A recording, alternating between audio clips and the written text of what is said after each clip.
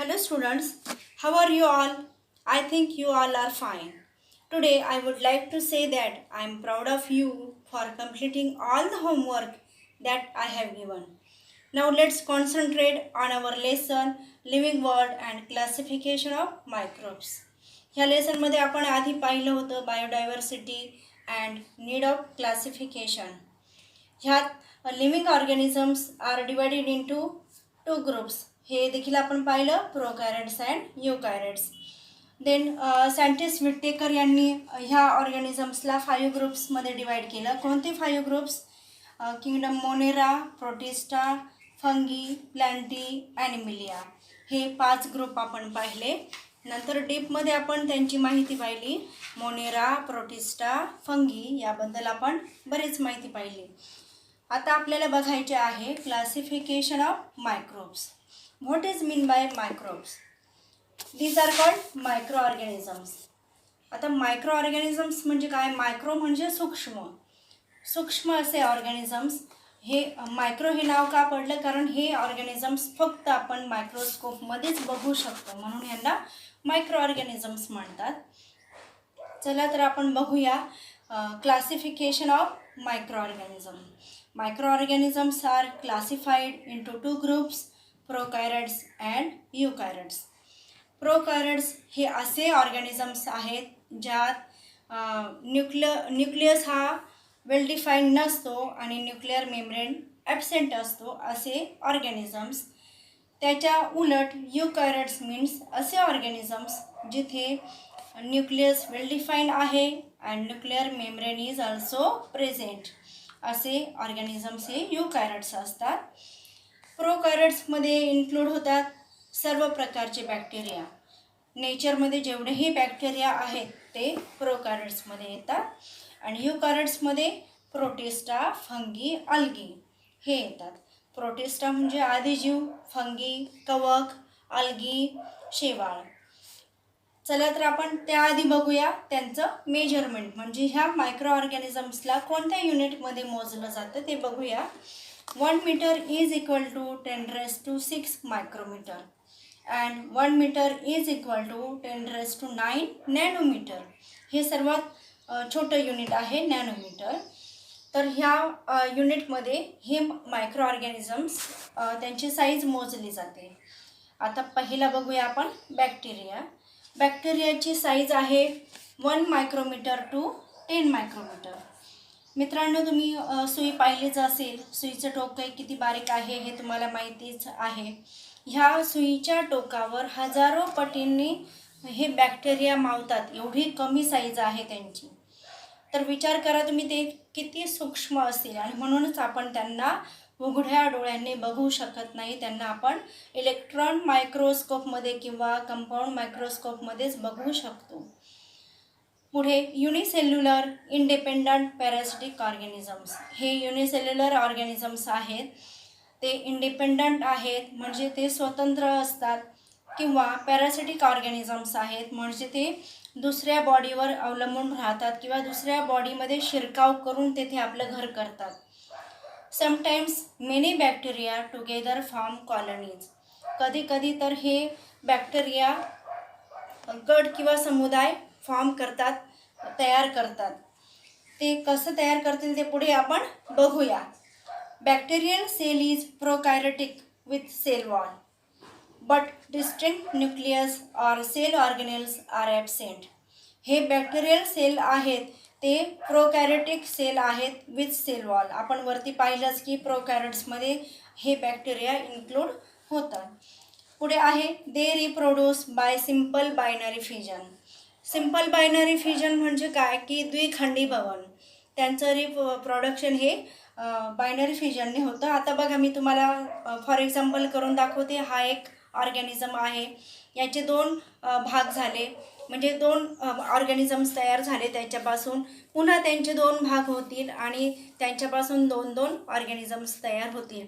अशा प्रकारे यांचं रिप्रोडक्शन होत असते ह्या ऑर्गॅनिझम्सचं किंवा ह्या बॅक्टेरियांचं. आणि हे त्यांच्या संख्येपेक्षा दुप्पट होत असतात. एकाचे 2, 2चे 4, 4चे 8 अशा प्रकारे ते ह्या संख्येने वाढत राहतात. ह्याला मराठीत म्हणतात द्विखंडी भवन. पुढे बघूया. In favourable conditions bacteria grow vigorously and can double their number in 20 minutes. In favourable condition म्हणजे काय? अनुकूल परिस्थितीमध्ये. आता बघा, पावसाळ्याचे दिवस आहेत. पावसाळ्याच्या दिवसामध्ये आजारही लगेच पटकन वाढतात. मग ही जी परिस्थिती आहे ती अनुकूल आहे या बॅक्टेरियांना वाढण्यासाठी. सगळीकडे मॉइस्ट वातावरण असतं, पावसाळी वातावरण असतं आणि कुठे सडलेले पदार्थ असतात, काही वस्तू सडत असतात, त्याच्यावर हे वाढतात आणि एखाद्या बॉडीमध्ये ते एंटर करतात. बॅक्टेरिया ग्रो व्हिगरसली, ते वेगाने वाढतात आणि एवढ्या वेगाने वाढतात. मी तुम्हाला आता सुरुवातीलाच आधी सांगितलं की बायनरी फिजनने त्यांची वाढ होत असते आणि ही वाढ इतकी स्पीडली होते की ते 20 मिनटात डबलचे होतात. जर ते 40 असतील संख्येने तर 20 मिनटात 80 होतात. म्हणजे एवढा स्पीड असतो त्यांचा रिप्रोडक्शनचा. आणि हा स्पीड त्यांचा एवढा असल्यामुळे आपण 2-3 तासामध्येच ते एखाद्या बॉडीला आजारी करतात. आपण म्हणतो की हा एवढ्यात चांगला होता, किती तापाने फणफणला, किंवा ही एवढ्यात चांगली होती, हिचं लगेच सर्दी झाली हिला, असं आपण म्हणतो. पण हे ते बॅक्टेरिया असतात. आपल्याला जाणवतही नाही की आपल्या बॉडीमध्ये त्यांनी एंटर केलेलं आहे आणि ते एवढे प्रमाणात वाढले. पण ह्या आजाराच्या निमित्ताने आपल्याला कळतं की आपल्यामध्ये काहीतरी अटॅक झालेला आहे आणि आपण आजारी पडलो आहे. आणि ह्या बॅक्टेरियांमुळेच खूप काही आजार होतात मित्रांनो. ते पुढे आपण बघणारच आहोत पुढच्या इयत्तेमध्ये सुद्धा. तर ह्या बॅक्टेरियांमुळे खूप काही आजार होत असतात आपल्याला. इथे फिगर नंबर 1.7 मध्ये काही बॅक्टेरिया दिलेले आहेत बघा. कोकोबॅसिलस, बॅसिलस, व्हायब्रियो हा कॉमा शेप्ड बॅक्टेरिया आहे. नंतर आहे स्पिरिलियम. हे वेगवेगळ्या प्रकारचे बॅक्टेरियाज आहेत जे आपल्या बॉडीला हार्मफुल आहेत. आता पुढे बघूया. प्रोटोझोआ हा युकॅरियोट्समध्ये इन्क्लूड होतो. प्रोटोझोआ म्हणजे काय? आदिजीव. ह्याची साईज आहे अप्रॉक्सिमेटली 200 मायक्रोमीटर. बघा, बॅक्टेरिया होते 1 to 10 मायक्रोमीटर आणि हे आहेत 200 मायक्रोमीटर. म्हणजे हे बॅक्टेरियापेक्षा मोठा आहे हा प्रोटोझोआ. हे डोळ्यांनी आपण कधी कधी नाही बघू नाही शकत, पण साईज मात्र मोठी आहे बॅक्टेरियापेक्षा. Protozoans are found in soil, fresh water and sea water. हे प्रोटोझोआन्स आपल्याला मातीमध्ये किंवा पाण्यामध्ये, गोडे पाण्यामध्ये आणि समुद्राच्या पाण्यामध्ये आपल्याला सापडतात किंवा ते राहतात. Some are found in the body of other organisms and are pathogenic. काही आपल्याला अदर ऑर्गॅनिझम्स म्हणजे काय, इतर सजीवांमध्ये सुद्धा हे त्यांच्या बॉडीमध्ये आढळतात आणि हे पॅथोजेनिक असतात. म्हणजे काय, तर त्या बॉडीला ते आजारी करतात, त्या बॉडीच्या रोगाला कारणीभूत होतात. These are unicellular organisms with eukaryotic cell. आपण हे पाहिलंच आहे की हे प्रोटोझोआ युकॅरियोटिक सेलमध्ये इन्क्लूड आहेत आणि हे युनिसेल्युलर ऑर्गॅनिझम्स आहेत. Unicellular, you know about it. There is great variation in cell structure, organs of locomotion and modes of nutrition among प्रोटोझोआन्स.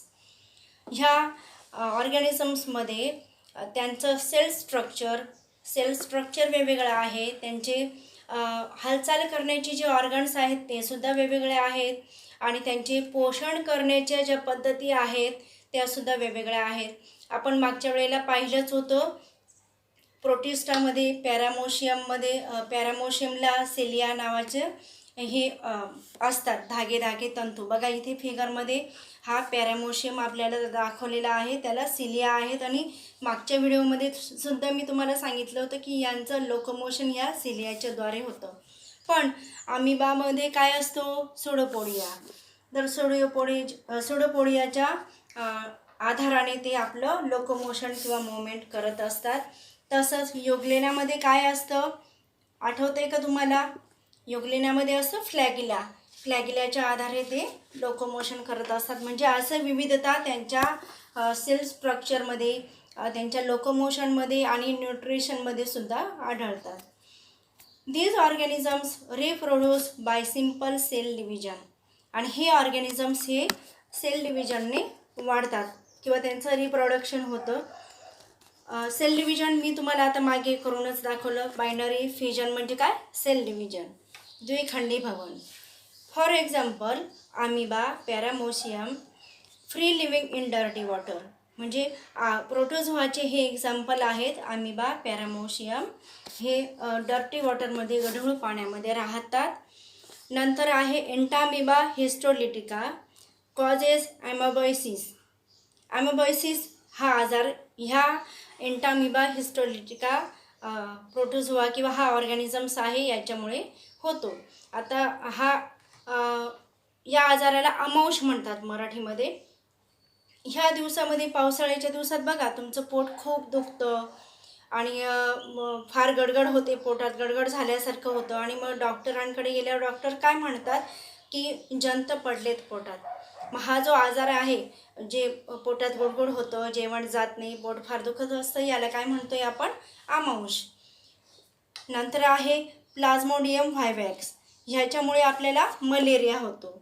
नंतर आहे युग्लेना ऑटोट्रॉफिक, हा पाण्यामध्ये राहणारा आहे आणि ऑब्वियसली पाण्यामध्ये राहिल्यामुळे जर ते पाणी आपल्या पोटात गेलं कशाही प्रकारे तर आपल्याला ह्याच्यापासून सुद्धा डिसीज होऊ शकतात, आजार होऊ शकतात. बघा इथे एंटामिबा पण दिलेला आहे फिगरमध्ये, दिसतोय तुम्हाला. हा जर आधी जीव आपल्या पोटात गेला तर तो सुद्धा आपल्याला डिसीजमध्ये कारणीभूत असतो. तसं प्लाझ्मोडियम पण दिलेला आहे खाली.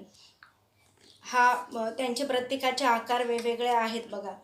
तर हे सुद्धा आपल्या डिसीजसाठी कारणीभूत असतात. पुढे आहे fungi. Size approximately 10 micrometre to 100 micrometre. These are found on decaying organic matter and dead bodies of plants and animals. हे आपल्याला डिकेइंग म्हणजे कुजलेल्या घाणीवर, वस्तूंवर, म्हणजे त्यांच्यापासून कार्बन तयार होतो कुजलेल्या वस्तूंपासून. तर ह्या कार्बनी पदार्थांवर हे आढळतात फंगी. आणि dead bodies of plants and animals, आणि वनस्पती आणि प्राणी कुजलेल्या अवस्थेत जर असतील, डेड असतील, तर त्यांच्यावर सुद्धा हे कवक येतात, फंगी येतात. These are eukaryotic organisms. आपण वरती पाहिलंच आहे की युकॅरियोटिक सेल्समध्ये कोण कोण इन्क्लूड आहे? Protozoa, fungi, algae. मग हे युकॅरियोटिक ऑर्गॅनिझम्स आहेत. Some are unicellular and others are visible with naked eyes. आता ह्याच्यातले काही हे युनिसेल्युलर आहेत. युनिसेल्युलर म्हणजे काय? एकपेशीय. आणि हे काही फंगी आपल्याला डोळ्यांनी दिसू शकतात. आता दिसू शकतात म्हणजे काय? आपण भाकरीवरची बुरशी किंवा पावाची बुरशी आपण बघतोच की नाही डोळ्यांनी. मग हे फंगी आपल्याला डोळ्याला पण दिसू शकतात. नंतर आहे तिसरं सॅप्रोट्रॉफिक. सॅप्रोट्रॉफिक म्हणजे काय? मृतोपजीवी. मृतांवर हे जीव राहतात किंवा ते त्यांचं पोषण करत असतात. वरच्या पहिल्या पॉईंटला आहे बघा, dead bodies of plants and animals, त्याच्यावर ते राहतात. म्हणजेच काय? मृतोपजीवी, मृतावर ते जीवन जगतात किंवा आपलं पोषण करतात. Absorb their food from decaying organic matter, आणि ह्या कार्बनी पदार्थांवर देखील ते जिवंत राहतात. They reproduce sexually and asexually by cell division or by budding. आता त्यांचं रिप्रोडक्शन हे सेक्झुअली देखील होतं, म्हणजे बडिंगच्या क्रियेद्वारे होतं, आणि असेक्झुअल म्हणजे सेल डिव्हिजन, जे मी तुम्हाला आधी समजवलं. बायनरी फिजन म्हणजेच सेल डिव्हिजन, या प्रकारे देखील त्यांचं रिप्रोडक्शन होतं. याबद्दल आपण ह्या सेक्झुअली आणि असेक्झुअली रिप्रोडक्शन याबद्दल आपण 9वी आणि 10वीमध्ये डीपमध्ये अभ्यास बघणारच आहोत. Next, for example bakers yeast. आता फंगीचं एक्झाम्पल आपल्याला बघायचं आहे. बेकर्स ईस्ट, मी मागच्या व्हिडिओमध्ये सुद्धा तुम्हाला ईस्टबद्दल सांगितलं आहे, त्याचा वापर कसा करायचा ते पण मी सांगितलं आहे. नंतर आहे कॅन्डिडा मशरूम. मशरूमला मराठीत म्हणतात अळंबी. तर मशरूमसुद्धा 2 प्रकारचे आहेत. मशरूम आपण खातो देखील. फंगीमध्ये हाच प्रकार आहे की आपण खाण्यामध्ये वापरतो, ईस्ट आणि मशरूम्स. पुढे आहे algae. Size 10 micrometre to 100 micrometre. हे अल्गे आहेत. दे आर ॲक्वॅटिक, ते पाण्यामध्ये राहतात. Eukaryotic, unicellular, autotrophic organisms. हे युकॅरियोटिक आहेत, आपल्याला माहिती आहे. युनिसेल्युलर आहेत, हेही माहिती आहे, कारण वरच आपण पाहिलं आहे की नाही की युकॅरियोट्समध्ये कोणते ऑर्गॅनिझम्स येतात, protozoa, fungi, algae. Then autotrophic organisms म्हणजे काय, स्वयंपोषी ऑर्गॅनिझम्स आहेत हे. Third, photosynthesis is carried out with the help of chloroplast present in the cell. वरती आपल्याला ऑटोट्रॉफिक ऑर्गॅनिझम्स सांगितलेलं आहे, म्हणजेच काय, मग हे काय तयार करतील, स्वतःचं जेवण स्वतः तयार करतात, म्हणजेच काय, फोटोसिंथेसिस प्रोसेस परफॉर्म करतात. फॉर एक्झाम्पल क्लोरेला, क्लॉमिडोमोनास, हे जे शेवाळ आहे, अल्गे आहे, हे स्वतःचं अन्न स्वतः तयार करतात. इथे फिगरमध्ये दिलं आहे बघा खाली. क्लोरेला हा हिरव्या कलरचा आहे. हे क्लोरेला शेवाळसारखं दिसतंय. तुम्ही शेवाळ पाहिलंच असेल नदीच्या पाण्यामध्ये किंवा नदी किनारी किंवा जिथे खूप प्रमाणात नेहमी पाणी साचलेलं असतं, अशा ठिकाणी हे शेवाळ वाढतं. Very few species of algae are unicellular. Most of them are multicellular and visible with naked eyes. ह्या अल्गीच्या स्पेसीज या युनिसेल्युलर आहेत आणि त्याच्यापैकी जास्त प्रमाणात ह्या मल्टीसेल्युलर आहेत. मल्टीसेल्युलर असल्यामुळे त्या आपल्या डोळ्यांना दिसतात. पुढे आहे व्हायरसेस. बघा मित्रांनो, आत्तापर्यंत आपण जे ऑर्गॅनिझम्स पाहिले ते आपल्याला ते लिव्हिंग ऑर्गॅनिझम्स आहेत, पण हे जे व्हायरस आहेत हे लिव्हिंग ऑर्गॅनिझम नाही आहे, हे मृत म्हटले जातात. त्यांची साईज आहे 10 नॅनोमीटर टू 100 नॅनोमीटर, म्हणजे बॅक्टेरियापेक्षाही फार सूक्ष्म आहेत हे. आणि ह्या व्हायरसेसला असं म्हणतात की ते जिवंत आणि मृतच्या लाईनमध्ये आहेत, पण त्यांना मृतच मानलेलं आहे. They are studied under microbiology. त्यांचा अभ्यास आपला हा सूक्ष्मजीवशास्त्रामध्ये केला जातो.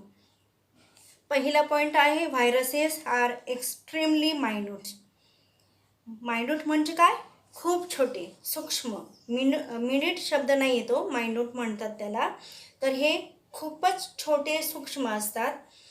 That is they are 10 to 100 times smaller than bacteria and can be seen only with electron microscope. आता हे बॅक्टेरियापेक्षा 100 पटीने सूक्ष्म असतात. बघा, बॅक्टेरिया हे हजारो पटीने सुईच्या टोकावर मावतात आणि ह्यांच्यापेक्षा सुद्धा 100 पटीने सूक्ष्म असलेला हा व्हायरस आहे आणि हा फक्त इलेक्ट्रॉन मायक्रोस्कोपमध्ये पाहिला जातो. They are found in the form of independent particles. आता हे व्हायरसेस आपल्याला स्वतंत्र कणांच्या रूपामध्ये सापडतात. Virus is a long molecule of DNA and RNA covered by a protein coat. हे जे व्हायरस आहेत हे DNA म्हणजे डीऑक्सीरायबोन्यूक्लिक ॲसिड किंवा RNA रायबोन्यूक्लिक ॲसिड ह्याच्यापासून बनलेले असतात आणि त्यांच्यावर प्रोटीनचा कोटिंग असतो, म्हणजे प्रोटीनचं आवरण असतं. प्रोटीन म्हणजे काय, प्रथिने, प्रथिनांचं आवरण असतं. आता DNA आणि RNA हे आपल्याला पुढे 9वी-10वीला डीपमध्ये अभ्यासाला मिळणारच आहे. आता फक्त आपल्याला हे नावं लक्षात ठेवायचे आहेत. पुढे आहे, viruses survive only in living plant or animal cells and produce their own proteins with the help of host cell and create their numerous replica. आता हे जे व्हायरस आहेत ते सर्वाइव्ह म्हणजे काय, त्यांचं पोषण करणं, ते राहणं, त्यांचं वास्तव्य only in living plant and animal cells. ते फक्त प्लांट आणि ॲनिमल सेल्समध्ये राहतात, त्यांचं वास्तव्य करतात आणि ते रिप्रोड्यूस इतक्या प्रमाणाच्या बाहेर. न्यूमरस रिप्लिका म्हणजे काय, असंख्य त्यांच्या प्रतिकृती ते तयार करतात. न्यूमरस रिप्लिका म्हणजे असंख्य संख्येमध्ये ते तयार होतात. बायनरी फ्युजन मी सांगितलंच तुम्हाला, हे सुद्धा अगदी त्याचप्रमाणे वाढतात, बायनरी फ्युजनने वाढतात. Then they destroy the host sale.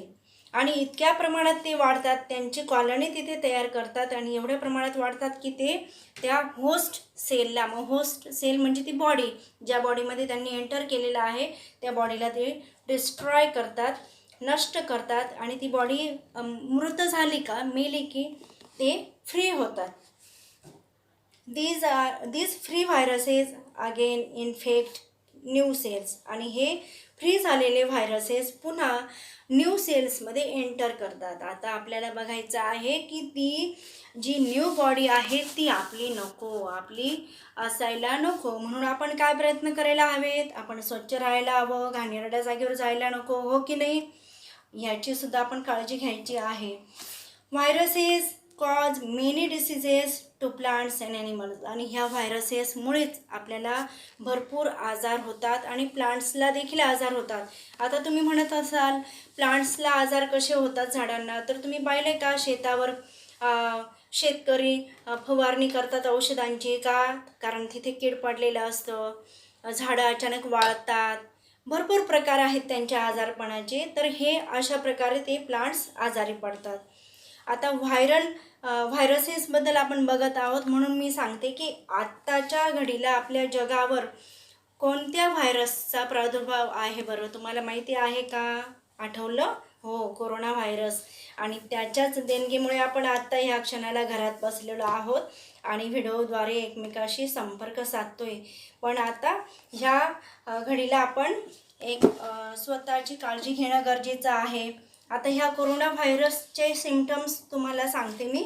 Fever, cuff, Zoar throat, headache. ह्यापैकी जर आपल्याला काही सिम्पटम्स जाणवले, म्हणजे ताप राहिला खूप, 100च्या वरती जर ताप राहिला, तर कफ राहिला, कोरडा खोकला राहिला आणि घसा खवखव करत असेल किंवा डोके खूप दुखत असेल, तर आपण काय करायला हवं, ट्रीटमेंट घ्यायला हवी, डॉक्टरकडे जायला हवे. आले लक्षात? हे व्हायरल इन्फेक्शन असतं आणि त्या इन्फेक्शनपासून आपण वाचायचं आहे. समजले आत्तापर्यंत? एवढं जे स्पष्टीकरण सांगितलं त्यावर तुम्हाला काही जर शंका असतील तर तुम्ही मला ग्रुपला विचारू शकता. Then stay home and stay safe. Okay.